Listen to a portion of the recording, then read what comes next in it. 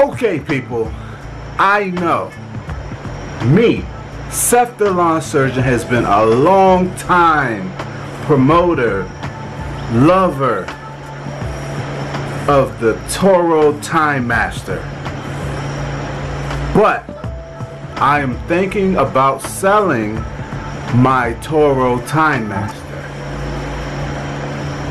Yeah, I said it.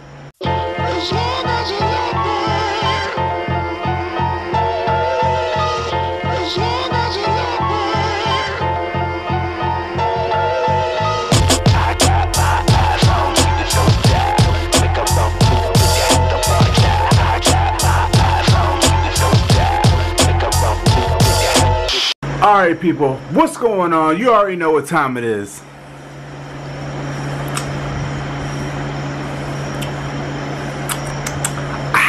A tipsy talk. So yeah, there she is. There she blows, sitting in that corner. Now, before I tell y'all what's been going on with it and why I'm thinking about selling it, I guess I should give you a background of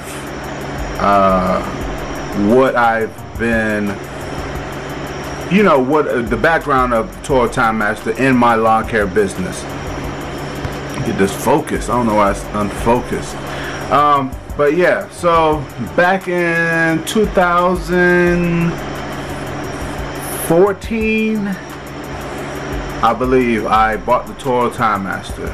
And the reason I bought it, I was getting to the point in my business where I had a 21-inch Troy Bilt push mower, and I was getting a few yards that were like tall and thick, and I was cutting these yards every 10 days, but my Troy Bilt still wasn't enough for these yards. You get what I'm saying? I don't know why this thing's not focusing.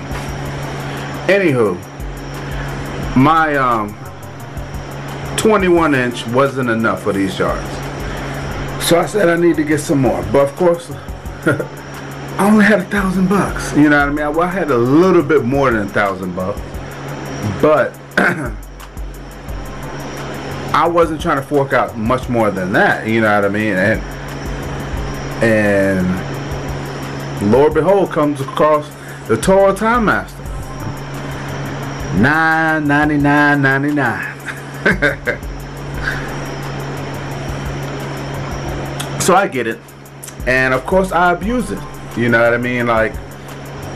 If you haven't seen my video, the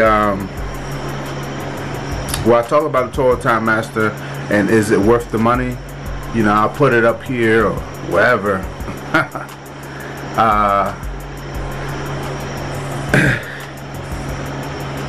When I first got mine, I used it incorrectly, and see, my thing is, if y'all haven't watched my channel, I'm 100% honestly, you know, I'm 100% honest. I don't sugarcoat anything. If I was wrong with something, I admit when I was wrong, because this business is about growing, it's about learning.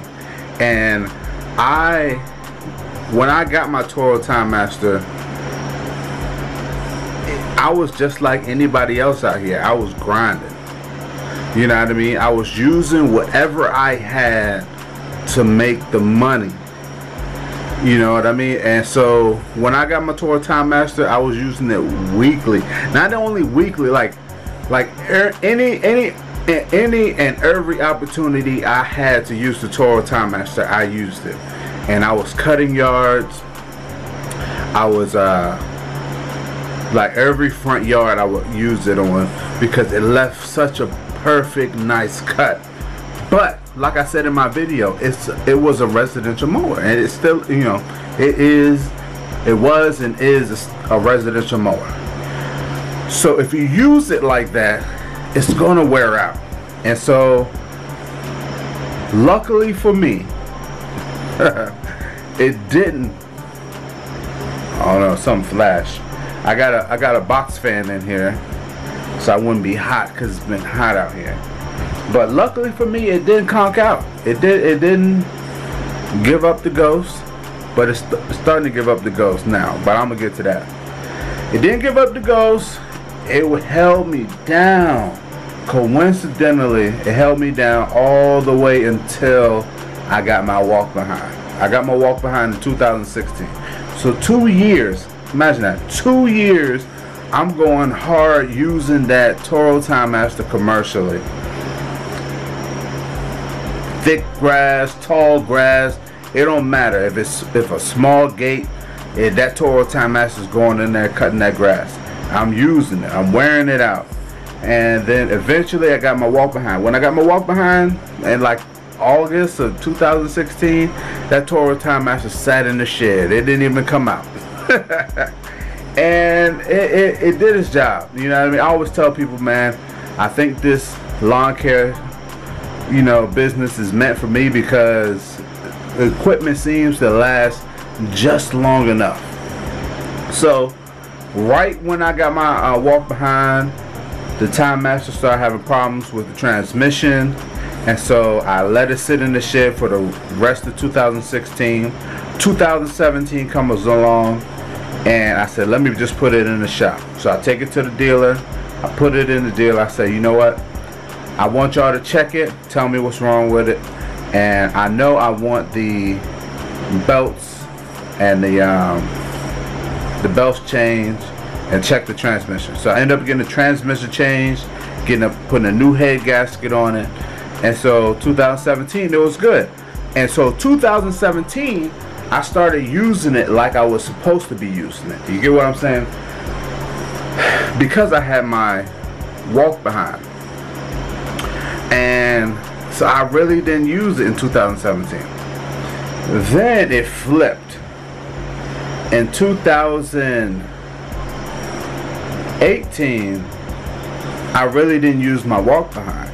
I tried to make 2018 more ProTurn dominant setup because I was cutting a lot of yards.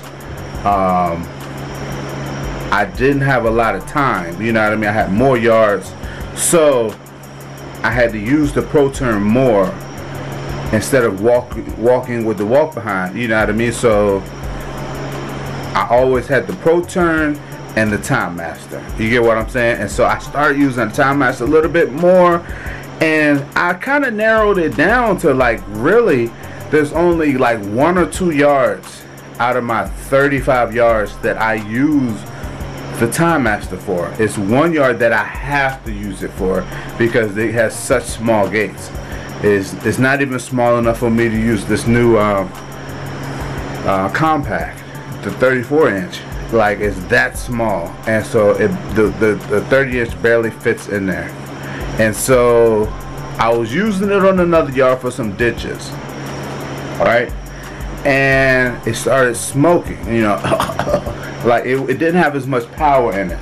And this is probably a couple weeks ago, 3 weeks, maybe a month ago.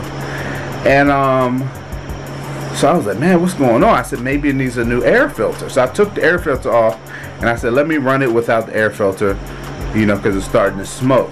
All of a sudden, it let out this god-awful, god-awful thick smoke. Like dark, you know what I mean? And for those who, I don't really know about small engines, but for people who know about small engines, they know that the darker the smoke, the worse the problem. If it's a little light smoke, maybe it might be the oil or the gas or something like that. If it's a deep white smoke, like almost like a cloud, something's wrong with this bad boy. So that's what this bad boy let off, one of those. So I'm like, ugh, something's wrong with that motor. Something's leaking into somewhere where it's not supposed to be leaking. So I said, okay. I put it in my shed, sat in my shed for about 3 weeks. Came to the yard that I had to cut. So I said, I got to take this bad boy out. So I took it out, I used it, and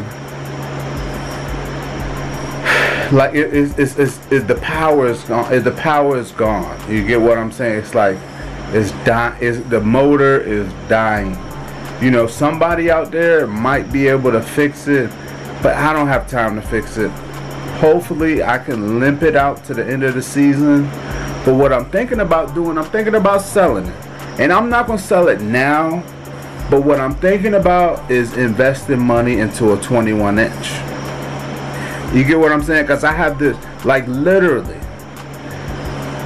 you know, when I got my, you know what I'm saying? You got to think about this, right? Hold up.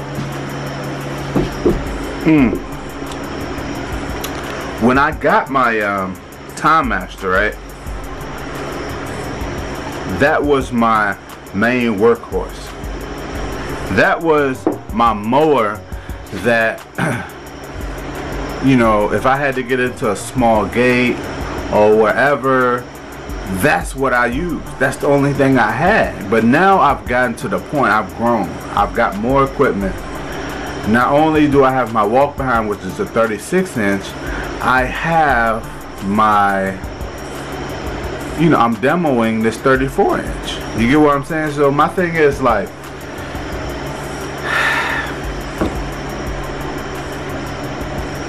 what do I need the Timemaster for? I mean, like, you know what I'm saying? I'm not trying to, don't get it twisted, because I know y'all gonna be like, oh, Seth, you said the Timemaster was so great, you will always love the Timemaster.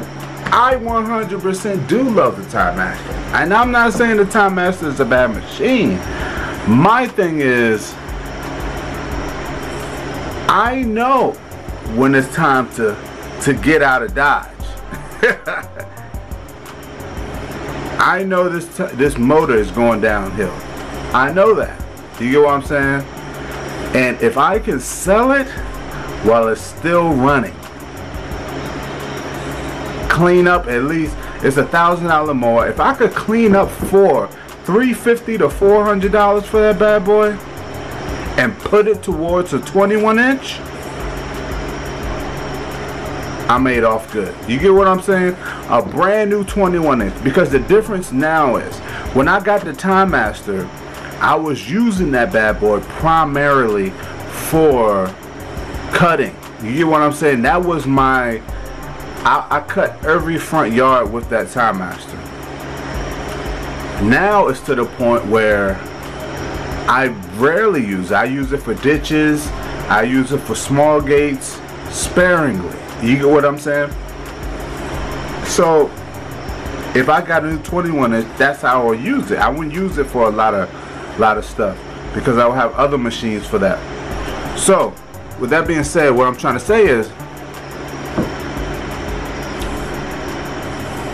will I get another Timemaster? 100%. I will. But I know how to flip things. You get what I'm saying? And so that's what I'm thinking.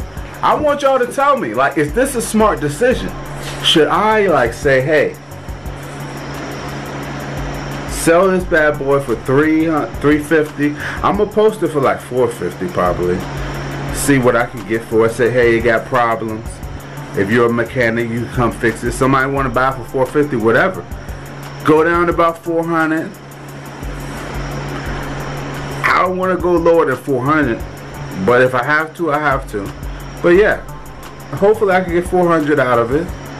Use that cash to flip it and buy a brand new, you know, push mower. Y'all can help me figure out which push mower I'm gonna get, but that's what I'm thinking. You know what I mean? Like, I got a 36-inch. What do I need a 30-inch for? Get a 21-inch. Anything that I would need a 30-inch. Wow, that thing is so awesome.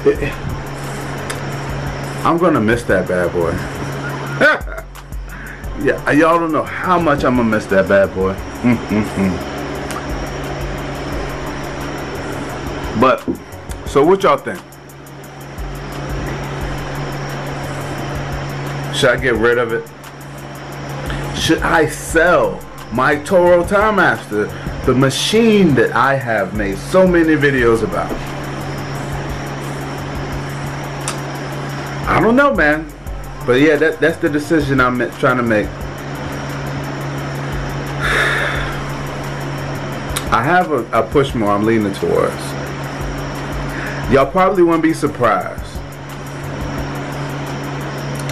I'm doing giveaways, right? And I'm gonna save a hat. I'm gonna save a hat. I have gravy hats, right? I'm gonna save one hat, and I'm gonna do a giveaway. If someone can guess what brand I'm thinking about getting, I will send you a hat. Just think about it, bro. Think about it.